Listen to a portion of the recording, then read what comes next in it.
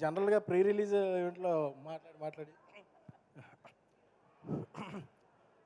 ఈ విజయం అందరూ సెలబ్రేట్ చేసుకునే విజయం. ఎందుకంటే ఒక విజనరీని ప్రిజనరీ చేయాలంటే ఎలా ఉంటుందో రిజల్ట్ ఇలా కనిపించింది. చంద్రబాబు నాయుడు గారిని ఏ రోజైతే ఆయన్ని జైలు పాలు చేయాలని చూశారో అప్పుడు రిజల్ట్ ఇలాగే ఉన్నది.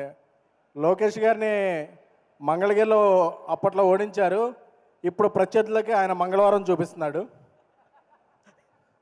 సో ఇక్కడ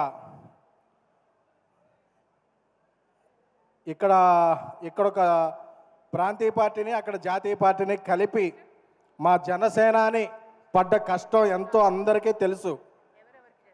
ఈ సందర్భంగా ఒకటి చెప్పాలి. చెప్పచ్చా? చెప్పండి సార్.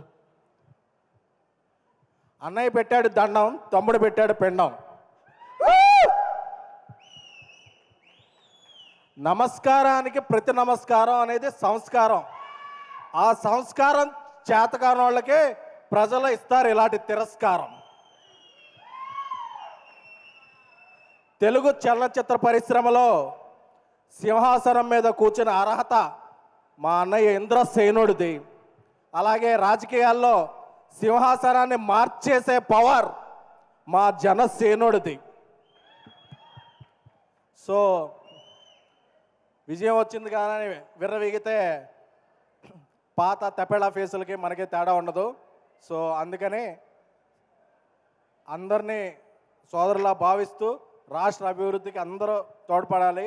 అలాగే ఎవరి మీద కోపం వస్తే టికెట్లు రేట్లు తగ్గించేసి సినిమా థియేటర్లు బయట ఎంఆర్ఓల చేత ఆర్ఓలు చేయించే కాకుండా ఇప్పుడు సినీ పరిశ్రమకి మంచి చేయాలనుకునే ప్రభుత్వం వచ్చింది. సో ఇలాంటి ప్రభుత్వం సుస్థిరంగా ఉండాలని, తెలుగు చలన పరిశ్రమకి ఎంతో మేలు చేకూరాలని కోరుకుంటున్నాము.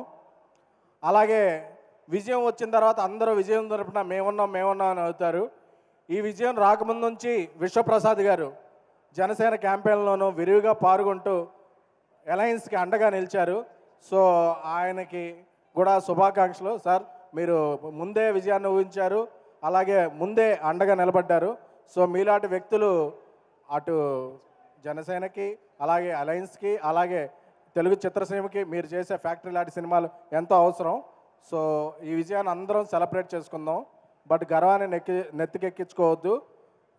ఎందుకంటే ఇంకా చేయాల్సింది చాలా ఉంది. జై జనసేన, జై అలయన్స్. Thank you sir.